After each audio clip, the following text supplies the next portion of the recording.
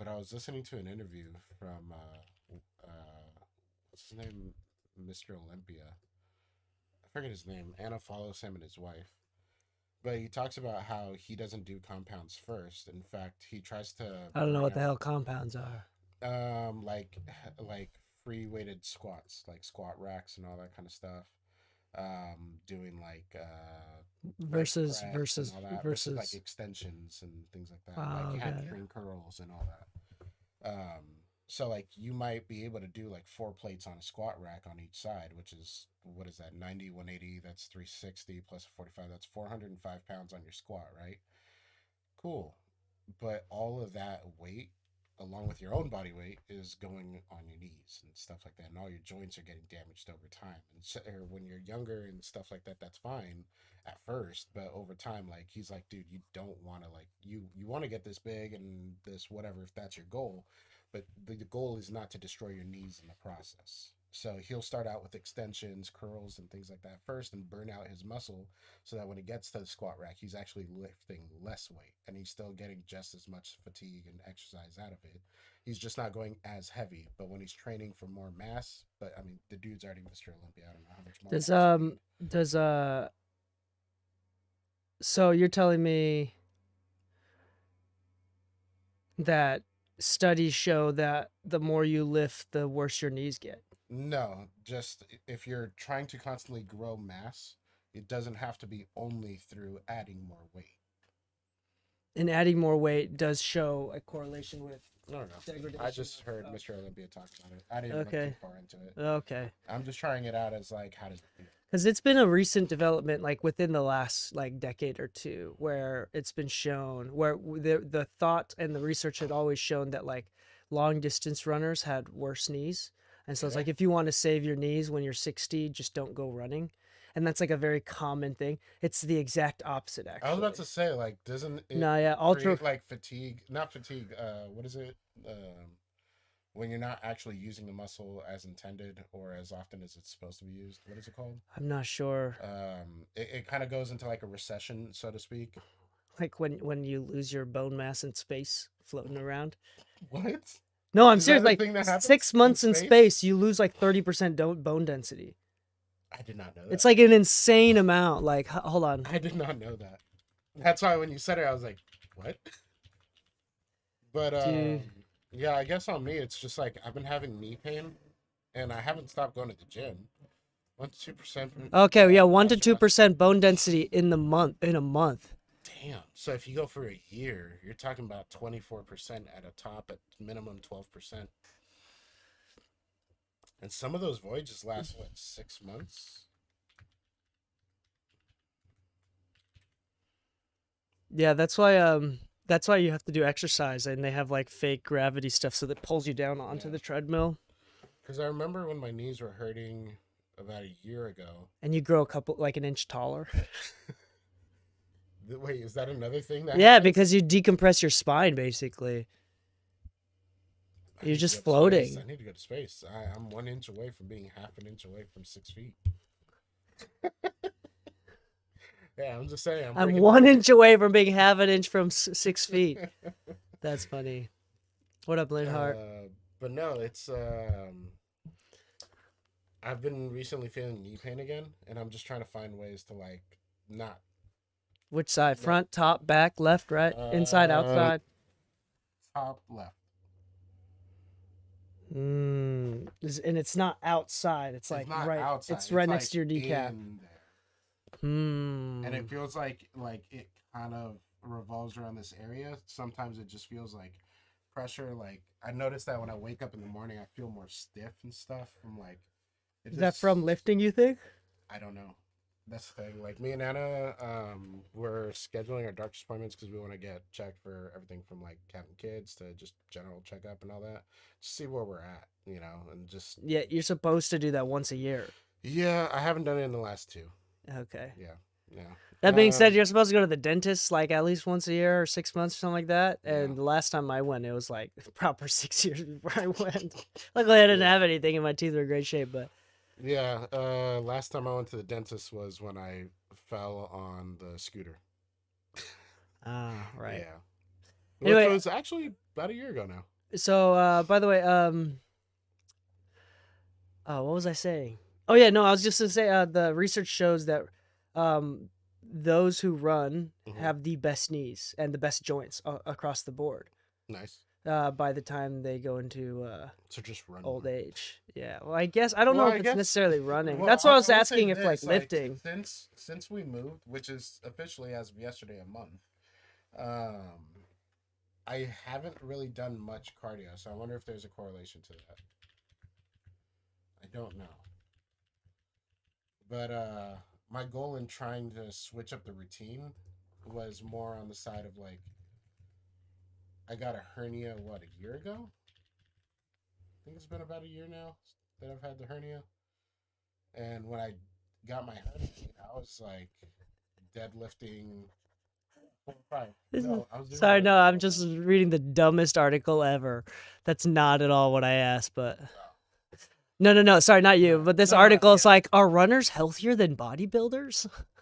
Runners are Supposed healthier to than benefits of each. bodybuilders for sure. And it's like this is I don't know. It feels like a very low IQ article. Yeah, No, but I but was looking for joints. yeah, but yeah. No, ever since I got the hernia, I'm trying to be more conscious of like I know I can lift more. I just don't necessarily want to see progress through lifting more, if that makes sense. Like I think my peak deadlift was 4 plates on each side. My peak squat was 4 plates and a 25 each side.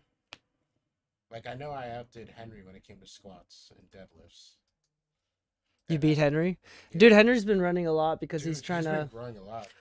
yeah, apparently he's trying to get that 14-minute 2-mile Yeah.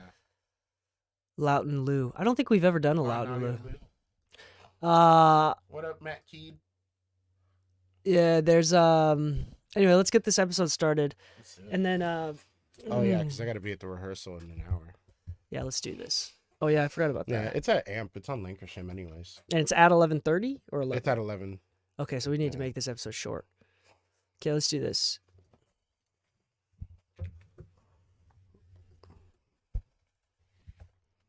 How to professionally catfish. Hello and welcome back to the Mix and Music Podcast. I'm your host DK, and with me, as always, is my lovely co-host Loughton Lou. Hey, I just got to say, I do really like these Lawton mics, and shout out to Lawton and Bryson for always taking care of us. Yeah, I sent in my mic to get a repair, and they took great care of it. And I realized that I lost my pop filter, so it's somewhere in the void. I got to go back into the void to find it. But yes, Loud Audio, thank you so much for always hanging out with us, giving us great sounding voices. All right. I still need to try their snare mic. Ooh, That's the one mic I haven't been able to Chode try version yet. of this one. It is. It's a lot more focused, and it Ah. actually has, from what I remember, like a higher SPL transient because it's supposed to be, it's meant to be right in front of the stick on a snare.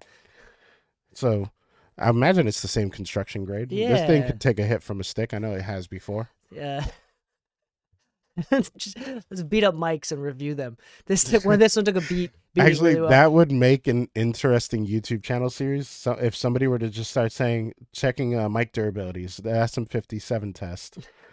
Somebody's just taking drumsticks and just whacking the shit out of mics. Like, yeah, maybe don't put this one in front of a drum set. Yeah, there you go. That's the review process. So today's episode is an interesting one. Yeah. This is inspired from. So if you ever wonder what podcasts I listen to, I mostly listen to stories and comedy. Mhm. But there are a couple audio specific ones that I can recommend. One of them is a friend. No, not a friend, but it's a show that I really like. I think has a bunch of interesting episodes. Is the Attack and Release Show. Who is it by? Oh. It is by Matthew Garber Matt and Sam Moses. Yeah, so we got a mastering engineer and a recording engineer, I think, and they have an episode called, it's like episode number 67, and we wanted to do our take on this because we think it's very important. It's called don't catfish your clients. So we want to talk about running a business and running a business with integrity and how that can affect your business, like short-term gains versus long-term gains, especially within the music world. Yeah. Now, the reason why it's so important is because, especially in Los Angeles, music industry is Plentiful. hold There's on. there's a lot out here. Let me think about how I want to describe it. It's small, it's aggressive, it's very sensitive. Meaning you burn one bridge that may affect you more than working in another industry with so many more people. Oh yeah. Where like you burn one bridge here, that may be the reason why you don't do as well. I mean, like statistically speaking, just because there's so few people actually working in the industry. Yeah. And even like potential customers for a recording studio in Idaho. You know what I'm saying? So it's like you upset one artist in Idaho. That's like 10% of the artists in Idaho that we're looking to record at your studio, you know? Yeah. So it's just, I want to be clear, like I think this sort of topic does affect our industry a lot. I also think that typically those that are trying to do music are fundamentally more creative and less assertive. And I think that there's a lot more empathy, which means that it's really easily people are very sensitive and feel like they're being taken advantage of, whether or not that's true or not. But people will put up their guards. People have been burned a lot. It's easy to burn. It's easy to get burned. It's easy to get into arguments if you're not careful. So with this, it's very, very important to protect your wallet and to build your business by having a foundation of integrity. With our studios that we've had, one of our pillars in the past, and this is a personal pillar of mine, is integrity. Honesty is extremely important to me, and to the point where I have an unhealthy amount of, I am unable to be dishonest to a point where it's actually kind of destructive. Yeah. So if you ask me whether or not if I like your music, DK, do you like this song? I am unable to say yes to help you save face. I can't. If it goes against everything that I believe in. It's to my detriment.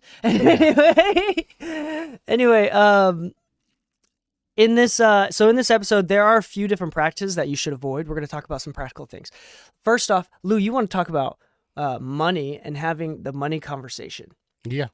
Honestly speaking, there's always going to be the issue of finances, and finances isn't necessarily the issue. It's kind of priorities that come into play when you're talking money. For instance, there's got to be a budget for marketing. There's got to be a budget for recording, and there's also a budget for mixing and mastering or whatever services you need.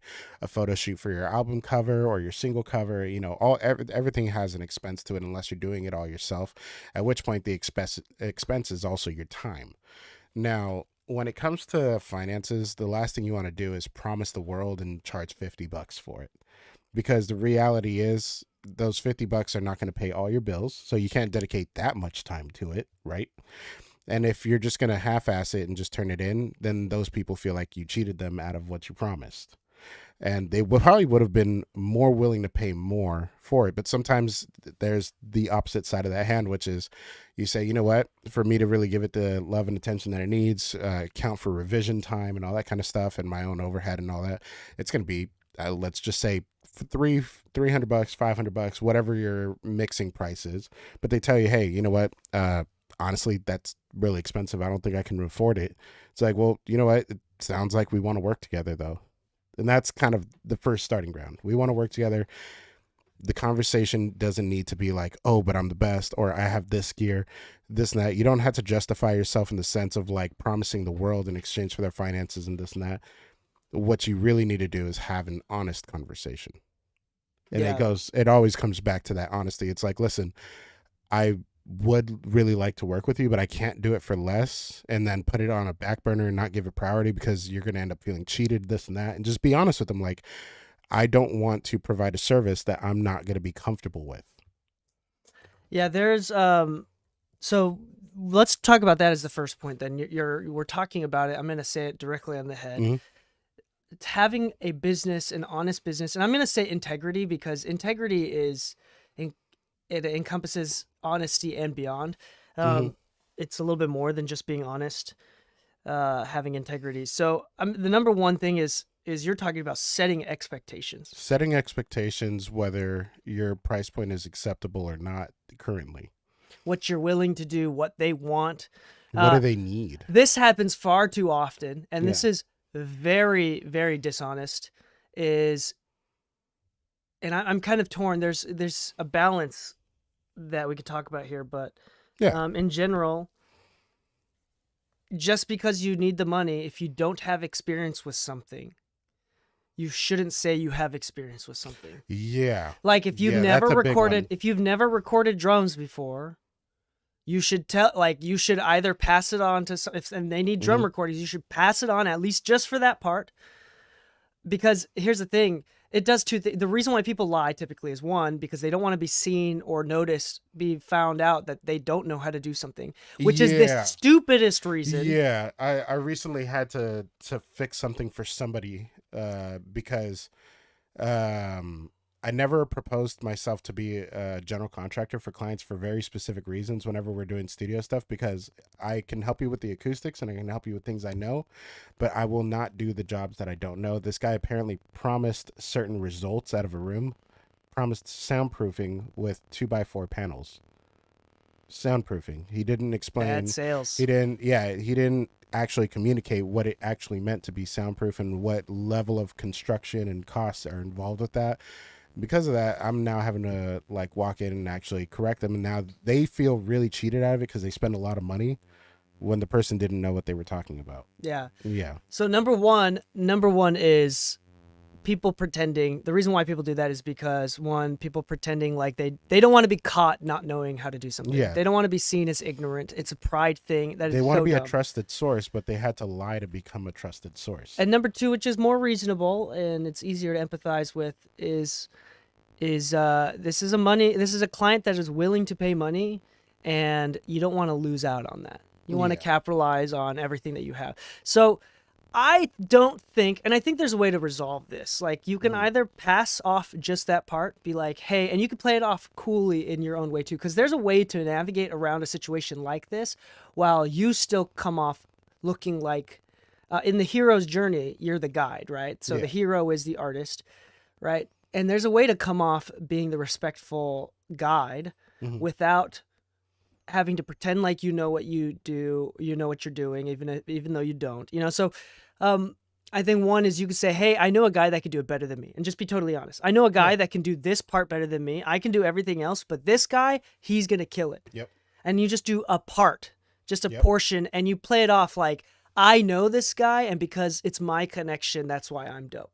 And Yeah. that's okay. I think that's really honest, Yeah. and that's really kind, and I think that'll come back around. You'll get a better recording, and you're giving somebody else money, which putting money in somebody else's pocket always does good for you in the long term. Yeah, because sometimes the question of finances is not necessarily it's expensive, but sometimes it's like, from what I've seen and what you're asking for, it just doesn't seem to line up with your past work. Yeah. Right. So you could say that about somebody building a house to somebody's mix. It's like, hey, I've looked around the market. I've gotten quotes from other people. I want to work with you, but I think the price is just kind of out of the range of like what we're looking at. It's like, okay, cool, no worries. You know what? Having that connection, that referral is better, because at least it shows humility. So when they are coming to you and there's a budget that works out better for the two of you, then you're known as like an honest person with some level of integrity, where you're just going to walk away from something that's not going to work out for the two of you. Yeah. Yeah. And the second option, I think, to combat the second fear, which is losing out on a little bit of money, so you don't want to give the project to somebody else. And maybe that's important. I doubt that that's going to be the reason why you can't pay rent this month or something. But if that is the case, if you can afford to subcontract it, then maybe I can see that. But the last thing like, it's kind of like what we're talking about. We don't want to catfish. Like, if you need the money that bad, then I'm sure that even 30% of that money is good enough if you're subcontracting somebody else. And then also the second thing that I wanted to talk about was the way to navigate around that is you can do it all yourself, but I do think it's important to tell them that this may be your first time or that you're still new to that. Or you don't have to tell them, or you can, and I think you can tell them that with, sorry, let me rephrase. I think you can tell them that and let them know, and for them to still be excited. And I don't think it's by lowering your price. I don't think that lowering your price is ever a good look, because all it does is it shows a lack of confidence. Like, hey, I've never done this before, so I'm going to lower my price for you. No.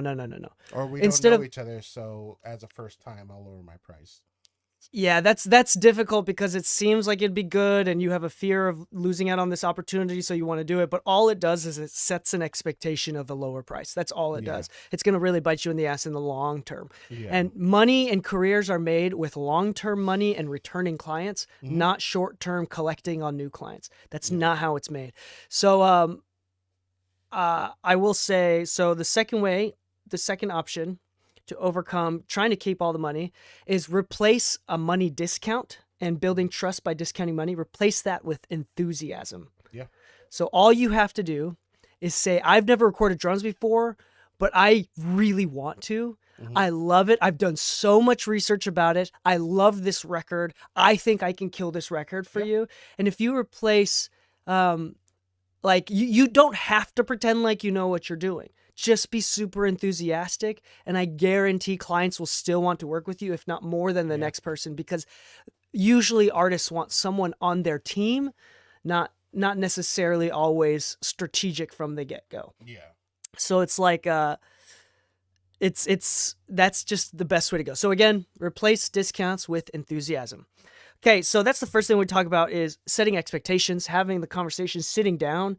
I know an engineer, a friend of mine, that refuses to work with any new clients until they go to lunch together.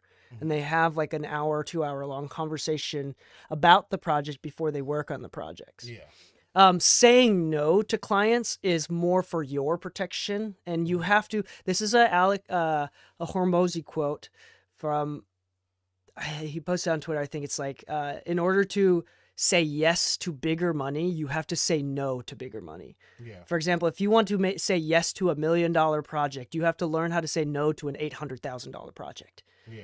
And it's harder to say no to these big projects. So be aware that saying no is a way to protect you, and it be dishonest to yourself and to your clients if you do work that you don't like, that you don't think you can do a good job in. Or that you cannot complete on time, or yeah. So those are all important. I think there's a lot of flexibility in that. I think that most people that are self-aware, are aware that they might be into territory where they're uncomfortable, or not uncomfortable, but that they shouldn't be doing. But most of the time, a lot of people are so desperate that they feel like they have to say yes, and that is where people fuck up. Yeah. Have you seen? I literally just watched. Did you watch Dune 2 yet? No. Okay. Have you watched the original Dune movie? No. Oh damn. Okay, never mind. In the first Dune movie, there's a test where the Bene Gesserit. What is it? The Jezi Benneret. I forgot what it was. But anyway, A the degenerate witches, Jezebel? the Buddhist witches. Okay, that's what I'm gonna call it. The Buddhist witches that can see the future. They asked the protagonist to put his hand in a box. And it's just a box, and she's going to work some magic, and he feels the only thing in this box is immense pain. And she puts a needle up against the protagonist's neck, Paul Atreides.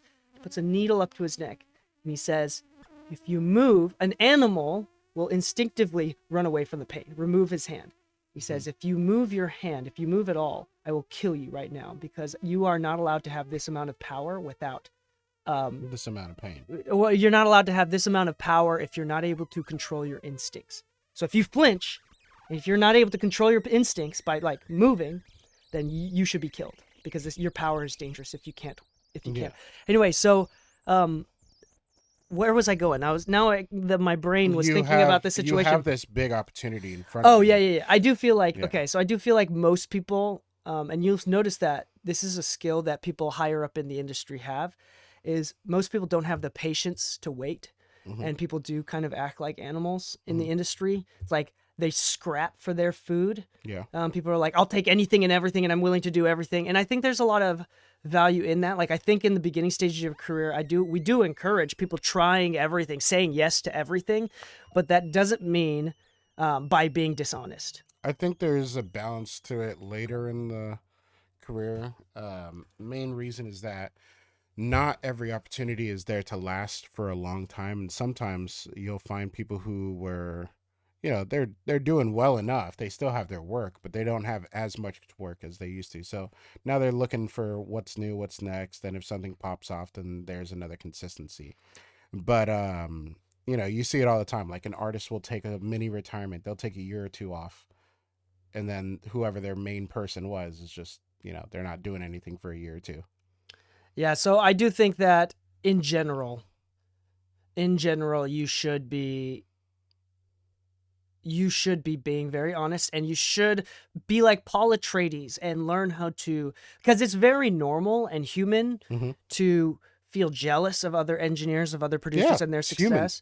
I do think it's very normal and human and instinctual to have a fear of losing this client or not making that money. Losing your career. Yeah, losing your career. So, but it's those that are able to control their impulses that do well. And this is another Hormozy quote, is those that are like the three, I don't know if this is backed by anything, but it's really interesting conceptually, is he says the three most common things that every hyper successful person has is waking up like 3 to 4 hours before the beginning of their day, using to-do lists, and the third one, the most important thing, or sorry, no, I'm sorry, is what was it? No, I forgot. It was inferiority, it's insane amounts of insecurity. That's what it was. Okay, now I remember. It's insane amounts of insecurity. They're just like always driven. They never feel like they're enough. Yeah. It's a little bit of entitlement. Yeah. Where it's just like, I deserve this. Inferiority complex or superiority complex. I deserve this. I deserve more. And the third thing is insane impulse control. Yeah. So that's all it is. Like, people that are willing to wait until the right time. Delayed gratification. And I'm again, I keep doing this because I'm watching Tokyo Vice right now, even in the world of Yakuza. Like, when power is everything, not getting angry is the key. Those that get angry too quickly, you don't get the job. You don't become the boss. And those that react emotionally. So you have to control your instincts. Sorry, this. I'm all about impulse control and rejecting instinct for furthering your career. Anyway, so we're going to skip that topic, but I think that's really important. This is a really practical one, and we talked about before. Talk about money before. I'm gonna say this very boldly right now. If you work with a client and you become friends with the person, you do some recording, you produce some beats, the project is done now. Yeah. And then you talk about billing afterwards. Yeah. That's theft. Yeah. That is theft. You may not go to jail for it, but you stole someone's time at the very least. That is theft. That is the worst fucking thing you could possibly, like, one of the worst things that you can do that is within your legal rights to. Yeah. As far as business goes. It is uncomfortable. I don't give a shit.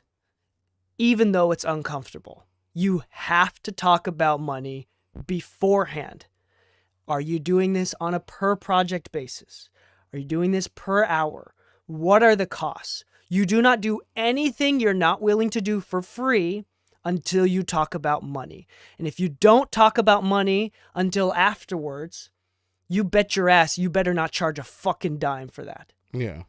I don't care. That is so immoral.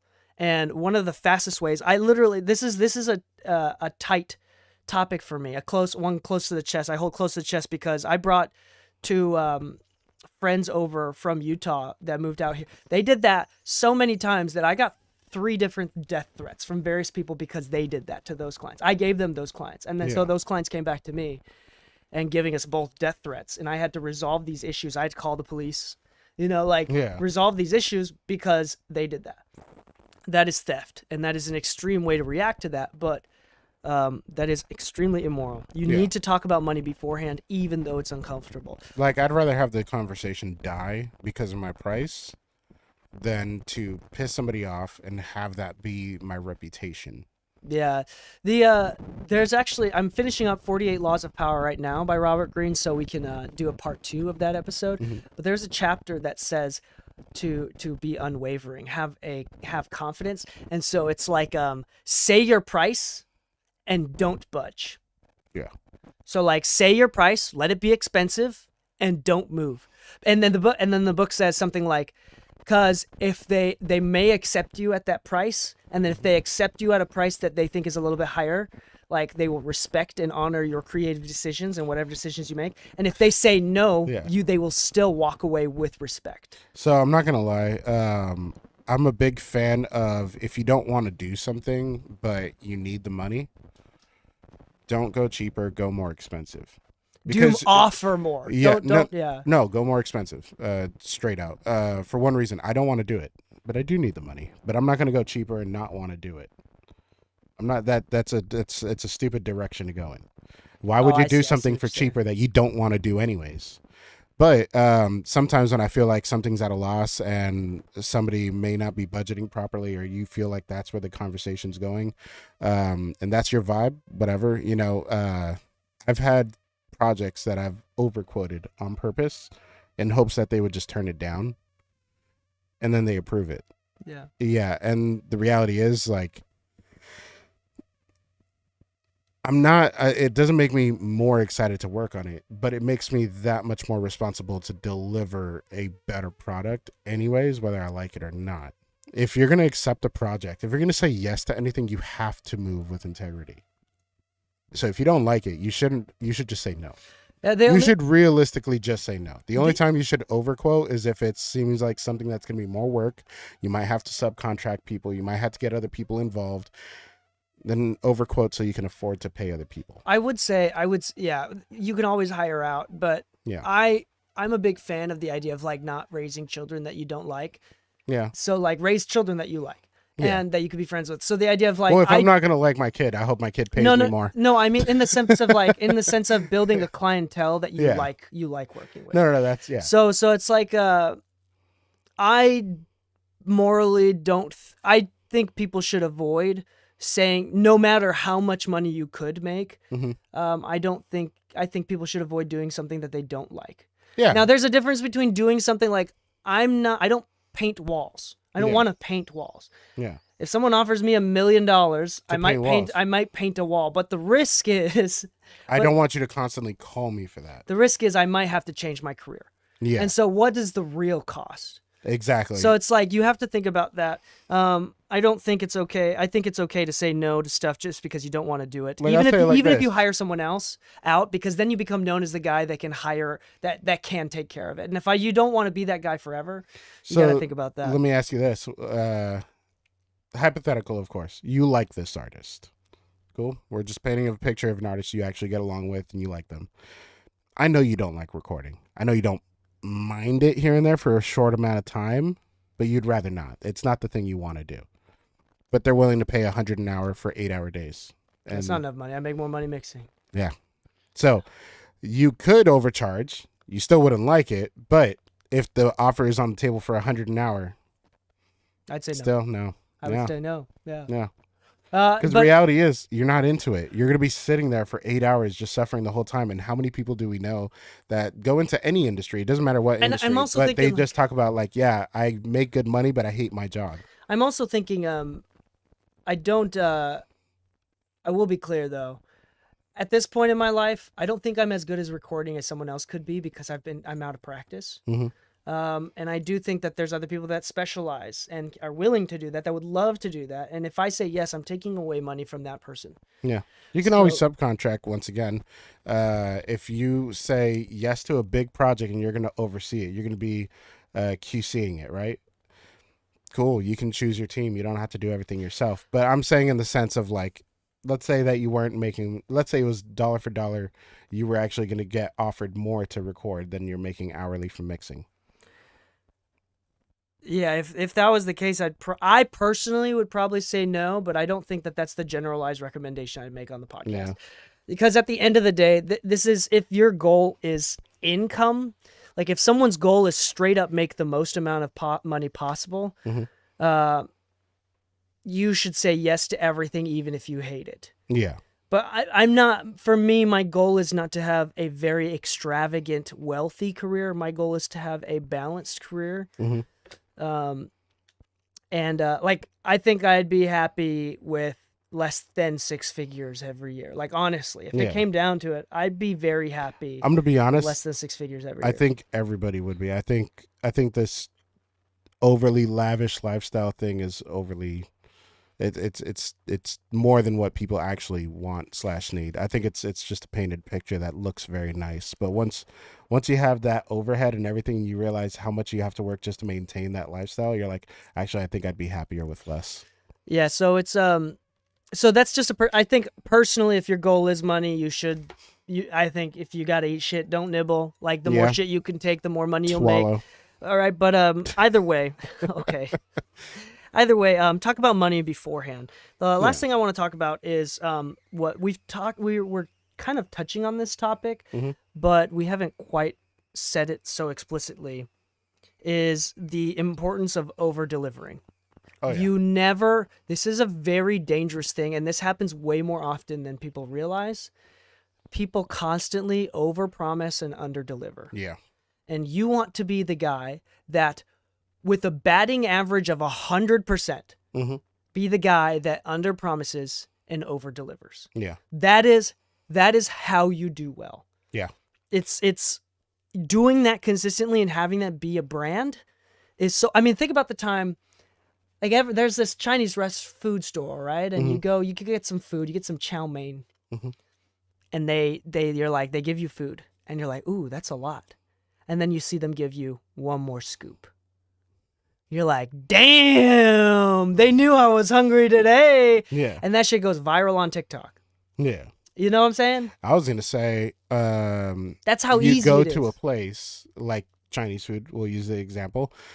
You go to Panda Express. You know what you're getting at Panda Express, but you go to one of the mom and pop shop ones that are local, and you get just about the same amount of food. It's just a little bit cheaper. But then you take a bite into it, and you're like, "This is fucking delicious. No, This is delicious. This is amazing." And you're just like, "Dude, it's almost the same exact price, but I feel like this is the better product." there's the idea that like the concept that you buy influence. Because let's think about this. This is an anecdote, and this is an extreme anecdote. But let's stay with this Chinese restaurant thing. So there was a TikTok that went viral because the dude was videoing how this guy is like filling this styrofoam plate to Yeah. the to the The brim. yeah, and then it was like still exploding, right? How many dollars of food did that restaurant lose in order to over deliver, right, for this product? Probably And pennies on the dollar. and how many potentially thousands, hundreds, tens, how many dollars do you think this company made from that free promotion? Yeah. You know, so it's an exchange of a marketing budget. So you have to think about it like that. Like, not everything is a total, you're not just sinking cost. It's Yeah. not just like a money thing. It's an influence thing. And I think that sinking a couple dollars to over deliver is always worth it compared to, because let's say you would have spent that money on Instagram ads. Instagram Yeah. ads do fucking shit, dude. They Yeah. don't do well compared to over delivering for that one client. And then Yeah. you have a missionary in the field for life that like always is spreading your gospel. So And do you that's what remember want. how at the studio we had the espresso machine and everything, and clients would actually come in knowing that they could get a coffee while they were there? And that was actually communicated to me a couple times as one of their favorite features. They're like, dude, I fucking love that I can just like come here and just have like a latte. Yeah, so I think over delivering could mean anything. It could be It could service. be anything. It could be comfortability in a space. That's one thing I always got complimented at my old home studio, which was like I always had coffee available. A bottle of wine was always available. I always had like a bottle of alcohol in the freezer or something. I'm not saying get your clients drunk and feed them. I'm just saying make them feel welcome, make them feel at home, make them feel like that you are a trustable person, resource, not just on a comfort level, but professionally speaking. So when they come to you, it's like, dude, I feel welcomed. I feel like I'm taken care of. I feel like I got what I asked for and more. Yeah.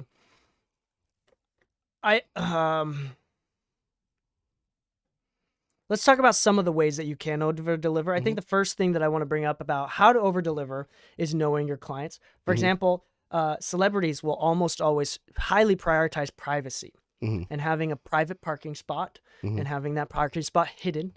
Mm-hmm. You know, not having a huge, like, if you're posting on social media, Cardi B's here right now, that's a big no. You know, Yeah. so there's different clients have different priorities. Some clients don't care if it's in a home studio. In Mm-hmm. fact, they might like it instead of a commercial Yeah. location. But it's about knowing your audience, knowing your brand, catering to them, and also kind of knowing what you want to do, Yeah. right? So understanding what people prioritize, over delivering. So a couple ways of over delivering: it could be service, offering coffee, Mm-hmm. having a private parking spot. These are all things that people pay for. Coming to them. Yeah, it could be just enthusiasm. Mm-hmm. You'll see this a lot, especially even among bigger names. People always in this industry want to be complimented. Yeah. It's like, so you'll see all the time. Like, I think part of the reason why DJ Khaled does so well with so little talent is because he's just like a hype man. He's just Yeah. crazy enthusiastic. And again, like, that's if DJ Khaled isn't proof of how much enthusiasm, how far enthusiasm can take you in the industry, I don't know what is. I mean, it would take a crazy amount of success to see what I saw on Instagram, which is like, he does not want to get his Jordans dirty. So he had his security carry him from his car to the go-kart, and then from the go-kart He's- onto the stage. And I'm like, that is the wildest, like, even if this was just for marketing purposes, like, this is just social media, like, He's- points right now. Like, that is the wildest thing I've ever seen. I do not have enough money for people to do that for me. Yeah, well, I mean, his talent is also like connecting people, so it's Yeah.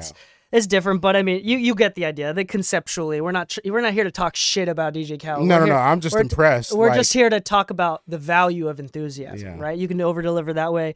You can over deliver by turning. Okay, yeah, the concept of, if you can't mix a song well, you mix it faster. You turn it around turning faster. around.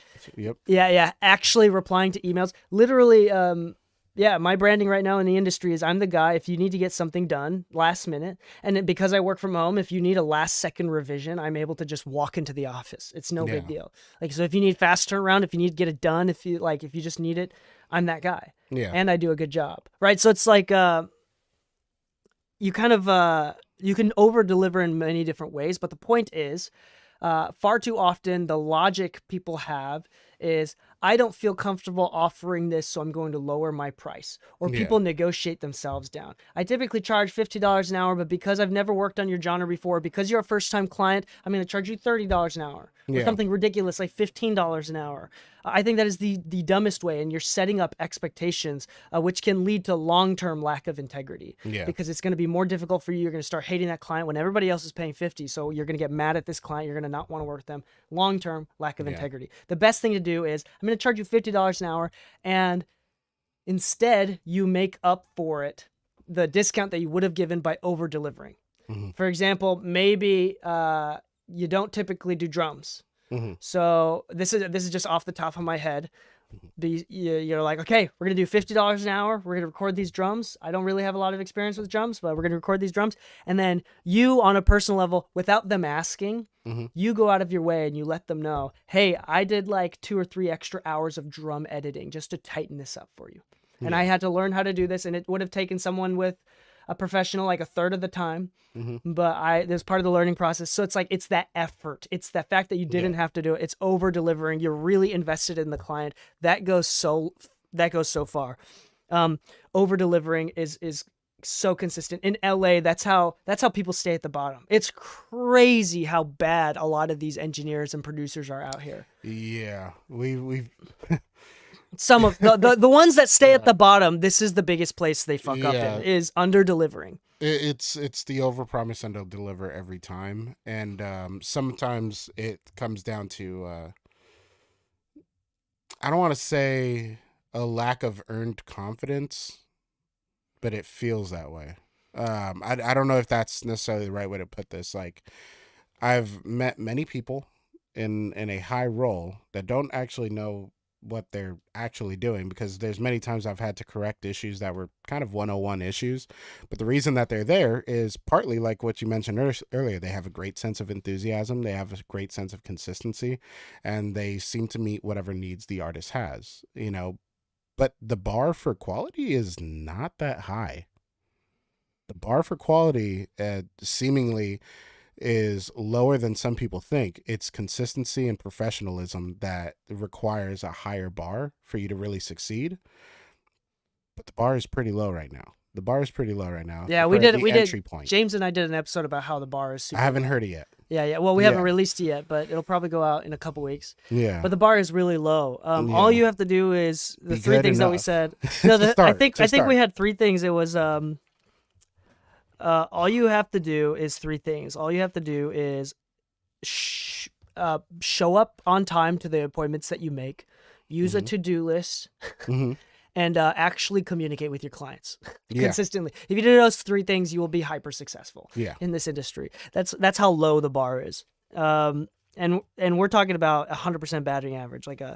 We're not talking about Like 50% of the way. we're there. not talking about like in 2 years you won't miss one or two. No, you're talking about in 2 to 5 years you don't miss a single one. Yeah. That's how those are where the great people are made. Yeah. The great engineers, the great producers. Anyway, yeah, so we're talking about that of over delivering. I think this is incredibly important. And I don't think, again, over delivering is not a skill based thing. Oftentimes it's an effort thing. And even if you like your girl or your boyfriend or your girlfriend, your husband or your wife, your partner, whatever, they don't care. If they're a good partner, they don't care about the gift. Yeah. They care about the effort of the gift. Yeah. Does that make sense? Yeah. It's like it's not about the ring. Yeah. Right, unless you marry an Like American I'll say it woman. like this: I'm just kidding. when you're dating, yeah, we're going out, we're gonna have a drink and stuff like that. Cool. When you're married, we're getting the drink at CVS and we're going home because we enjoy our company that much. Well, I mean, it's about the effort. So, like when you, for example, with Anna, it's not about going to the movies or taking her to a No, restaurant. it's about taking that time to be together. Just Exactly. no distractions. You know. No. Hold on. I think we're on different pages. I'm saying that you should go out of your way to do something like not go to CVS because it's not about the drinks; it's about the effort. No. I'm saying the effort of like, hey, you did your work for today and all that kind of stuff. Now focus on me. Go to that effort. Same thing for your clients. You picked up this project. Please put in the effort and the time and focus. You know, if I'm going to spend time with my wife, I'm focused on my wife. I don't care if we're getting drinks or not. I don't care if we're going to the store or not. It's about the time I spend with my wife. The effort is there. Yeah, we're not on the same page. That's all right. Okay. That's fine. That's fine. It's okay. But the point is, with your clients, I think you don't shower them with gifts. I think the idea is, again, even if you don't have the skill there, you can make up for it with enthusiasm. That's just what it comes down to. And always over deliver. Never discount your clients. I do think this is such a strange thing to talk about, and I don't want to overgeneralize. And this is the same piece of advice that everybody hears, and nobody ever believes the person giving this advice until you start doing better. So Just roll with it. This is gonna sound like bad advice, and it might be for your stage in your career, but I promise you that once you start doing better, in retrospect, you will never have realized how right I might have been. But most people aren't willing to give it a shot. And I think it's hard to actually execute on this idea. Is that I think that even with less experience, you should learn to be comfortable with charging more. Yeah. I think that most people wait too long to charge more. Yeah. This is a really interesting concept. We could do an entire episode just about this. I think that the clients that you would lose at the beginning of your career is not as big of a deal, because if you lose them based on a price point, they're not your clients anyway. Because the fear with that is you're losing clients, and at the beginning of your career, that feels like everything. You're not losing clients. You're losing customers. We had brought this one up before. But I mean, too. like Yeah. there's not a limited number. Like there's nothing in this world that would ever stop songwriters from writing songs. Yeah. Like it's not a limited pool of creative knowledge and creative energy. It's not like that decreases over time. Yeah. So there's an abundance of creativity. There's so many songs being written every single day, right? If you lose a customer because you charge too much, you're also opening an opportunity to take a customer that will pay what you feel like you deserve. Yeah. It just doesn't feel like that at the beginning. You don't Yeah. realize there's even the ideas like quality of clients go up the more you charge. Mhm. So there is a gentle balance here, because I do feel like if you're delusional and if you just start charging $1,000 for a mix off the bat with no credits, no experience, Mhm. I think that's kind of ridiculous. And I do think that if you don't have the skill to be charging $1,000 per mix, but you do, I think that in the long term, that'll bite you in the ass really, really hard. Yeah. So you have to have the skill to back it up. But I do feel like that most people don't value themselves lower than the clients value them. Hmm. And that is reflected in what they charge. That is reflected in how they treat their customers and how the customers treat them. Yeah. People only treat you as badly as you allow them to treat you. Yeah. So it's kind of like, in general, you can avoid all of this by just being the fucking best. And being the fucking best doesn't mean knowing how to use a compressor. Unfortunately, it's communicating well, putting in the effort, and rooting for people, and being a good friend. Hmm. I think that's just what it comes down to, Lou. Yeah. It's charging more early on is a great way, I think, honestly, to just kind of set your standard. Like, you need to weigh all your costs and everything, right? We can't just do everything for cheap. A lot of times we make the notion of do as much as you can for free when starting out until you can no longer do that. But that also doesn't mean like start charging $50 or $500 out the gate if you're still the free guy.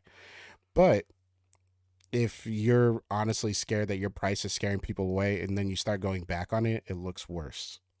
If you're going to name a price, hold on to that price. Yeah. Yeah. As far as like in general, and this is another concept from 48 Laws of Powers, but looking insecure is usually the death of a business, the death of a brand. And when you discount price, it's very difficult to discount price without looking insecure, especially for a white glove service like ours. Mm-hmm. Again, look up what white glove service means if you don't know what that is.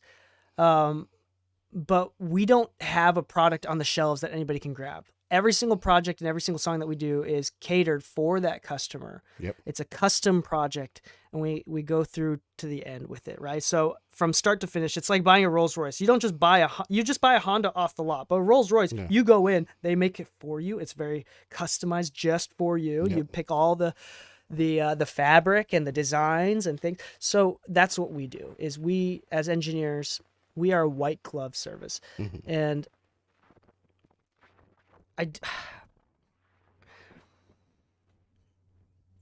I'm just really, it's really interesting. There's so many arguments of why you should be doing work for free and why you shouldn't be. Mm-hmm. I think like part of my career, there's so many careers that were made that were hyper successful that started off doing things for free. Yeah. There's so many hyper successful careers that started off charging a lot. Yeah. There are many failures from people that started doing for free, many failures where people started doing it for a lot of money. Yeah. We don't know, and we're not going to pretend like we know what's best for you. We do believe that you should always follow your gut, but we're letting you know this information to expand your options and consider all of these options, to give you more of a reference point, to give your gut more of a reference. Yeah. There are other options too, so the gut can work at full capacity. But anyway, I think that's it for this podcast. Yeah. I think that's it for this episode. Yeah, I think we pretty much said everything. I do think, especially to recap, in this industry, honesty is so, in any creative industry, honesty is so important. And I don't know why, maybe this is a flaw on my part, but I do feel like the music industry is probably one of the most dishonest creative industries. I've had a fair share of experiences that would go into that, but I've also had, I'll say it like this. The most significant experiences I've had have always been the ones that burn me, because those hurt the most. Because when working honestly and when working with people that you want to treat with honesty and integrity, you don't expect that to be the end result. But it's easy to cloud yourself from the positive experiences and the people that you've met and worked with those experiences, because they stand out so much. I think there's a lot of good people that I really enjoy working with. And because of that, I'm very gung-ho on taking care of people that I actually see moving with integrity. If you can't see that as a provider, there's an issue with your workflow because your clients are seeing it like that. Yeah. I want to say, like, saying that it's a dishonest industry It's doesn't not- mean you should be scared, but Yeah. it should be motivating in the sense that You should can be looking stand- for those. you can stand out just Yeah. by being honest. Yeah. That's it. You should be looking to work with honest people, which is the golden rule since we were fucking kids, right? Just be honest people and have honest friends. Have friends that will tell you the truth and not fucking sugarcoat it. That's it. That's the simplest thing to abide by since you're a fucking kid, and it's the same thing to abide by as a professional. Work with integrity, find people with integrity, and most things go smooth. If you start doing weird shit and hang out with people who do weird shit for money, then weird shit's bound to happen. Yeah, so I hope that this is very empowering. I hope that you can continue to build your business, whether you have a studio or you're a producer or an engineer, whether you're a mixer or whatever. It's been so fun. We get so many DMs all the time, people in our Discord saying, like, I've been doing really well recently because of the podcast. Thank you so much. And I don't know what to say. I'm very grateful for that, to be a part of that. I don't really know why. Do you know why? Why do we give away all this information for free? I don't know. Well, I'll tell you one It's thing. interesting. Is it a pride thing? I can't figure it out myself. No. Remember we talked about it in a previous episode when like when I first joined the podcast, it was also kind of a challenge for myself to just put myself in an uncomfortable situation. But the other part of it is, you've known me, I don't mind teaching. I actually like helping people. I think it stems from a want to actually just help. I'd rather become the resource in people's life than become the paywall to their resources. Yeah, that's interesting. Maybe I shouldn't look deeper into it. Maybe it should leave it at that. Yeah, it's like, dude, I'll say it like this. I do not make enough money from the podcast at all to say that the time invested was financially returned. I think what I got out of it is just the sense of, you know what, I helped somebody, and anytime I get a DM, which I don't get many DMs at all. I maybe get like one DM every couple months saying like, hey, listen to the podcast episode. That was super helpful, blah, blah, blah, whatever. But anytime I get that, that's payment enough. That's interesting. Yeah, the feeling of contribution is one hell of a drug. Yeah. It's And amazing. that's good enough for me. Shit. Yeah. It was an hour and 45-minute drive to do this episode today. That's how long it takes? Is that because No, of it's traffic? because it was traffic. It was traffic. But that's traffic every morning. That's traffic every morning going Rush hour. from 40 miles away. And Damn, you dude. already know LA traffic. North Hollywood to West Hollywood during morning rush hour is an hour drive, and that's 10 miles. Dude, I So wonder. technically, I had a very fast drive for an hour and I wonder if you 45 can- for 4 times the distance. Do you think you could ride a bicycle 40 miles? I feel like, hold on. 40 miles on a bicycle is about 2 hours from what I understand. I'm not gonna lie. I'm willing to bet yes, even in my current state, just because part of my like drive to the freeway is all downhill. Like it looks very flat, but I learned that in that neighborhood it's actually decline. So there's probably a point where I could just let the pedals go and it'd carry me the rest of the way. Yeah, I'm not a bicycle rider, but if I look at my Strava and see all of my other rider friends, I think that you can, at a typical pace, I think you might match their bike ride 20 in miles, distance. 20 miles per hour is pretty Doable. doable for a bicycle. So it's Yeah. like you get there 2 hours, it doesn't change much. It doesn't really change much. No. Like I remember thinking to myself, I'm like, is it really a 30-minute bike ride from Eagle Rock to the studio? Also, motorcycles in California, if you don't mind the risk of almost dying, you can Oh my weave God. through traffic. Anyway, Yeah. thank you so much for listening. If you do want to pay us back for all this free knowledge, Just DM us. exclusive episodes of the podcast are available. 2 new episodes every single week, and you get access to all of the previous exclusive episodes ad-free. hmm So all of the exclusive episodes are always ad-free. And so we got new names that are always signing up. We'll do another public shout out to the new signups. Mhm. But we're great for anybody that's signing up. We do mix breakdowns. We talk about tools. We talk about advice given from other engineers. James curates the episodes, and he does a lot of the work. Shout out to James. And so go check that out. Otherwise, yeah, I think that's it as far as like shout outs and stuff. So happy mixing, my friends, and stay saucy. Boom. All right. I need to prep for the thing. Yeah, see you, dude.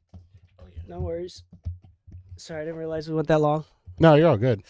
But DL, Well, I'm if you're just there, down the sorry, street. DL, if you're there, My beats aren't doing that well either. we saw your messages, but we couldn't respond though because we were recording a podcast, and your questions and comments had nothing to do with the podcast necessarily. But we were reading them.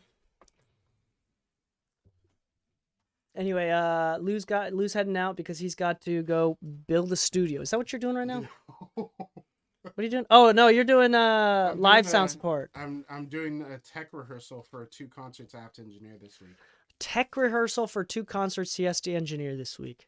Yeah, so with James Barr, he just signed to Capitol apparently. Nice, congrats to James yep. Barr. And he's had everybody from Jason Joshua to Dave Pensado and everybody like mixing his album now. Yeah, so I'm doing a show at the Lodge Room in Highland Park the 5th and 6th, or the 6th and 7th, whatever Thursday, Friday is. Because Wednesday, Thursday. But yeah, he's doing a show with K-Flay, and I had to do front of house for those 2 concerts. Congrats to James Barr. James Barr, Oh, B-A-R-R? You can find him under Vienna now. Is that his new artist name? Yep. Yeah, so I think he might only have 1 song out right now still, maybe 2 or 3. Yeah. Most, but the album still hasn't fully dropped. I'm waiting for... Oh! I officially have my first song that hit 10 million streams. Nice. Oh yeah, congrats Dude, on that. that's the first time we've hit 10 million streams. With who? With Natalie Jane and Charlie on a Friday. I think. Yeah, man, I hope. both. Send me a link. No, it's that record that you've heard. That I'm good, love. Don't ask me how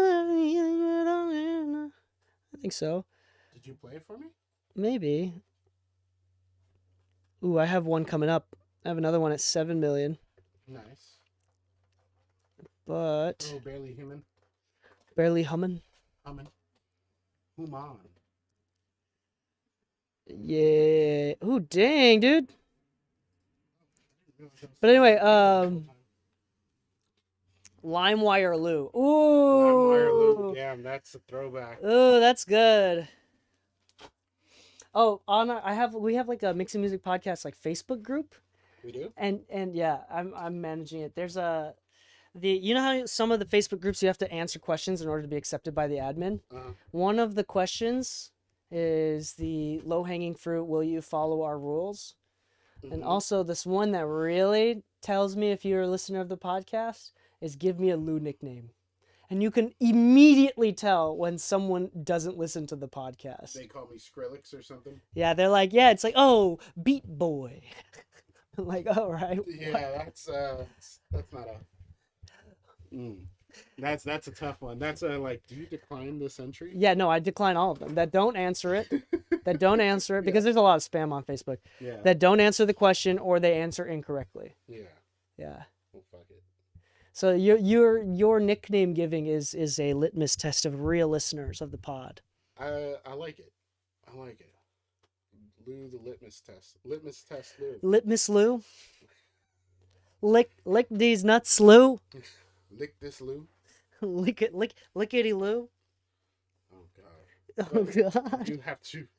All right, peace. Show off. Bye bye. Everybody say bye to Lou. All right. Thank you so much for joining the podcast. Sony episode coming out tomorrow. So enjoy that. All right. Peace. Bye.